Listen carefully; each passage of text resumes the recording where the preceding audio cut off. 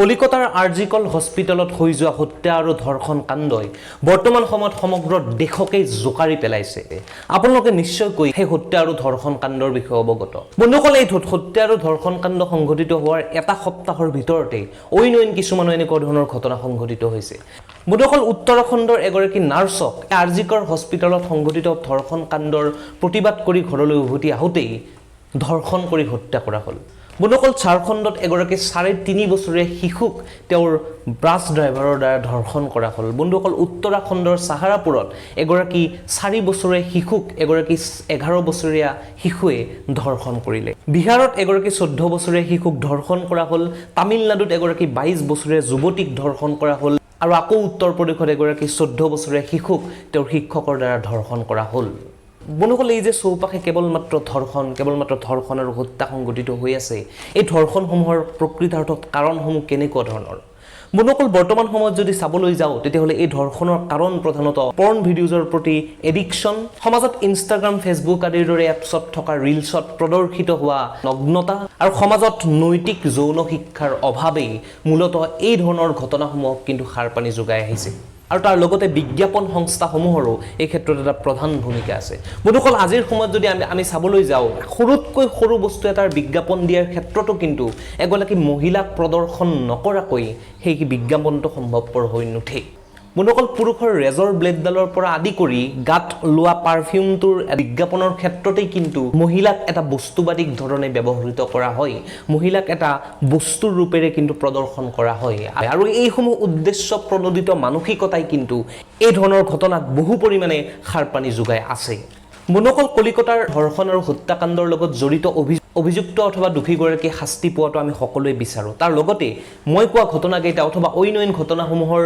দোষীয়ে শাস্তি পোৱাটো আমি নিশ্চিতভাৱে বিচাৰোঁ। কিন্তু বন্ধুসকল, আপোনালোকে নিজকে এবাৰ প্ৰশ্ন কৰকচোন যে এই দোষীসকলেই কেৱল শাস্তি পালেই জানো এই ধৰণৰ ঘটনা আৰু পুনৰাবৃত্তি নহ'ব বুলি কথা আছেনে? বন্ধুসকল, নিশ্চিতভাৱে এই ঘটনাৰ লগত জড়িত দোষীসকলে কঠোৰতকৈ কঠোৰতম শাস্তি পাব লাগে, কঠোৰতকৈ কঠোৰতম শাস্তি পোৱাটো আমি বিচাৰোঁ। কিন্তু তাৰ লগতে বন্ধুসকল, ঘটনাসমূহক যিসমূহ সামাজিক সংস্থাই সাৰ পানী যোগাই আহিছে, এই ঘটনাসমূহ যিসমূহক প্ৰপগেণ্ডাই সাৰ পানী যোগাই আহিছে, সেই ব্যৱস্থাটোও কিন্তু বন্ধ হোৱাটো অতি দৰকাৰ। আৰু যদি সেই ব্যৱস্থাটো বন্ধ নহয় তেতিয়াহ'লে অনাগত দিনত এনেকুৱা ধৰণৰ যে পুনৰাবৃত্তি নহ'ব তাৰ কোনো মানেই বিচাৰি পোৱা নাযায়। বন্ধুসকল, এই যে মই ক'লোঁ কেৱলমাত্ৰ এটা সৰু বস্তুৰ বিজ্ঞাপন দিয়াৰ ক্ষেত্ৰতো মহিলা এগৰাকীক বস্তুবাদী ধৰণেৰে এটা বস্তু হিচাপে প্ৰদৰ্শিত কৰা হয়, অৰ্থাৎ অবজেক্টিফাই কৰা হয়।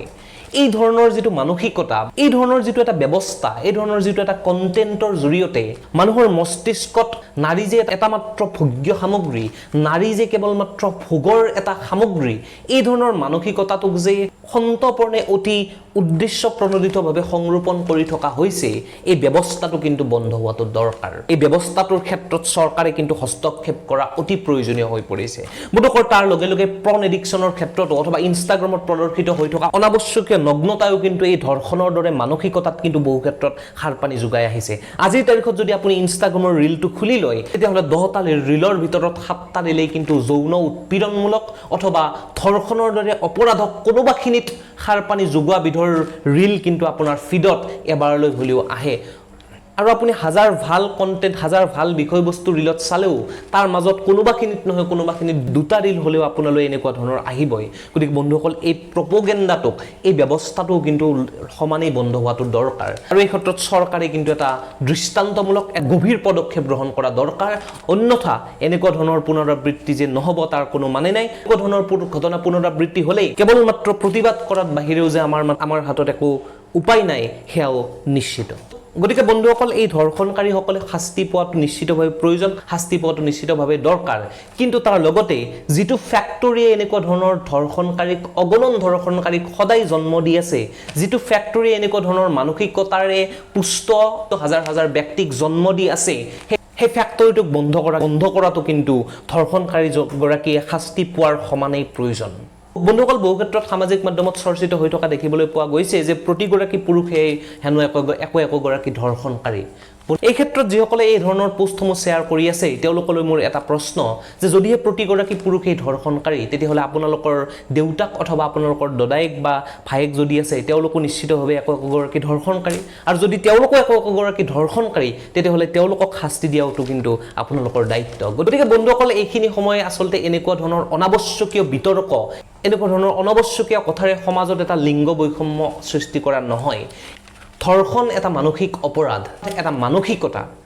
আমাৰ যুঁজ এই মানসিকতাৰ বিৰুদ্ধে হ'ব লাগে আমাৰ যুঁজ এটা লিংগ এটা জেন্ডাৰৰ বিপক্ষে কেতিয়াও হ'ব নালাগে আৰু যদি আমি এনেকুৱা ধৰণে এই ঘটনাসমূহক এটা লিংগৰ দৃষ্টিকোণেৰে বিচাৰ কৰি ব্লেম গেম খেলিবলৈ আৰম্ভ কৰোঁ তেতিয়াহ'লে মূল যিটো বিষয় সেই মূল বিষয়টোৰ পৰা কিন্তু আমি আঁতৰি হোৱা যাব গতিকে এই সময়টো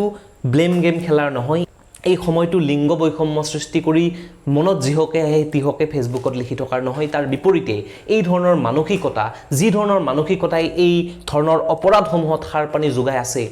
সেই মানসিকতাসমূহক সেই ফেক্টৰীটোক ধ্বংস কৰাৰ বাবে প্ৰতিবাদ কৰাহে কিন্তু বৰ্তমান সময় বন্ধুসকল আমি ব্যক্তিগত পৰ্যায়ত এই মানসিকতাটোৰ বিৰুদ্ধে কিদৰে যুঁজ দিব পাৰোঁ বন্ধুসকল আমি এটা কথা মনত ৰখা দৰকাৰ যে কেৱল মাত্ৰ ধৰ্ষণ হোৱা মানেই ধৰ্ষণ হোৱা নহয় বহু ক্ষেত্ৰত আমি দেখিবলৈ পাওঁ যে বিভিন্ন প্ৰতিষ্ঠান হওক বা আমাৰ আশে পাশে হওক বহু ক্ষেত্ৰত মহিলাই হওক অথবা পুৰুষেই হওক বিভিন্ন ধৰণেৰে যৌন উৎপীড়নৰ বলি হয় সেয়া লাগিলে চাউনিৰেই হওক সেয়া লাগিলে হাতেৰে হাতখনত চুই দিয়াই হওক সেয়া লাগিলে কান্ধত আহি ধৰাই হওক অথবা অইন কিবা পৰ্যায়ৰে হওক আমি শৈক্ষিক প্ৰতিষ্ঠানখনৰ পৰা আদি কৰি আমি শৈক্ষিক প্ৰতিষ্ঠানখনৰ ক'বলৈ বেয়া লাগে কিন্তু শিক্ষাগুৰুগৰাকীৰ পৰা আদি কৰি আমাৰ চৌপাশৰ বিভিন্ন ক্ষেত্ৰত কিন্তু বহু ক্ষেত্ৰত আমি এনেকুৱা ধৰণৰ উৎপীড়নৰ বলি 99.99% কিন্তু এবাৰলৈ হ'লেও হয় গতিকে আমি কি কৰিব পাৰোঁ আমি ব্যক্তিগত পৰ্যায়ত এনেকুৱা ধৰণৰ ধৰ্ষণৰ বিৰুদ্ধে মাত মাতিব লাগিব দেখা যায় যে এনেকুৱা ধৰণৰ ব্যক্তিসমূহ ভুক্তভোগীতকৈ তুলনামূলকভাৱে প্ৰভাৱশালী দেখিবলৈ পোৱা যায় আমি যদি এখন শৈক্ষিক প্ৰতিষ্ঠানৰ উদাহৰণ লওঁ যে শৈক্ষিক প্ৰতিষ্ঠান এখনৰ শিক্ষাগুৰু এগৰাকী যদি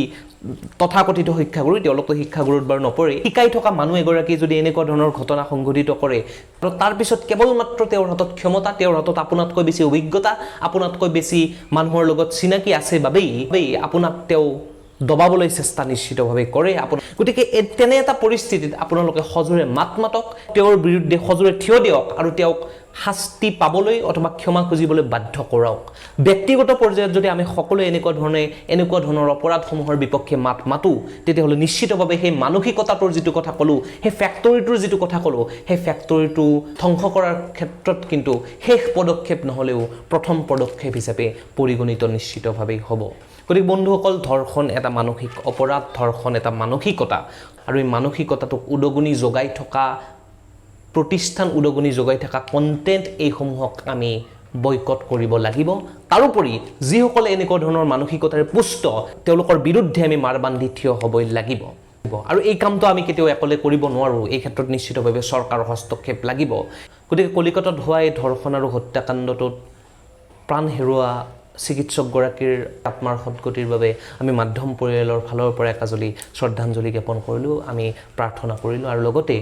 যিসমূহ ধৰ্ষণ কাণ্ড সংঘটিত হৈছে তেওঁলোকলৈ আমি গভীৰ সমবেদনা জ্ঞাপন কৰাৰ লগতে মৃত্যুবৰণ কৰিবলগীয়া হোৱাসকললৈ গভীৰ শ্ৰদ্ধাঞ্জলি জ্ঞাপন কৰিলোঁ এইসমূহ ঘটনাই যাতে শেষ ঘটনা হওক কালিৰে পৰা যাতে আজিৰে পৰা যাতে আৰু নতুন এটা ধৰ্ষণ কাণ্ড সংঘটিত নহওক তাৰে কামনা কৰিলোঁ আৰু শেষত বন্ধুসকল ভিডিঅ'টো লাইক কৰে বা নকৰে আপোনালোকৰ ব্যক্তিগত কথা চেনেল ছাবস্ক্ৰাইব কৰিবলৈ মই আজি এই ভিডিঅ'টোত নকওঁ কিন্তু বন্ধুসকল আপোনালোকে যদি মোৰ কথাখিনিৰ সৈতে অলপ হ'লেও সহমত হৈছে অলপ হ'লেও মোৰ কথাখিনি আপোনালোকৰ মতামতৰ লগত মিলিছে অথবা ভাল পাইছে তেতিয়াহ'লে বন্ধুসকলে এই ভিডিঅ'টো আপুনি হোৱাটছআপত হওক ফেচবুকত হওক ইনষ্টাগ্ৰামত হওক অথবা য'তেই নহওক শ্বেয়াৰ কৰি দিব ষ্টেটাছত হওক বা ব্যক্তিগতভাৱেই হওক আপুনি এই ভিডিঅ'টো এবাৰলৈ হ'লেও শ্বেয়াৰ কৰি দিব কাৰণ আপোনাৰ এটা শ্বেয়াৰৰ জৰিয়তে যদি আমি এই ফেক্টৰীটোৰ বিপক্ষে অইন এটা মানসিকতা গঢ়ি তুলিব পাৰোঁ তেতিয়াহ'লে সেয়া আমাৰ এই ভিডিঅ'টোৰ সেয়া আমাৰ এই প্ৰচেষ্টাটোৰ সাৰ্থকতা হ'ব গতিকে ধন্যবাদ আকৌ লগ পাম আকৌ এটা নতুন ভিডিঅ'ত তেতিয়ালৈ চাই থাকক মাধ্যম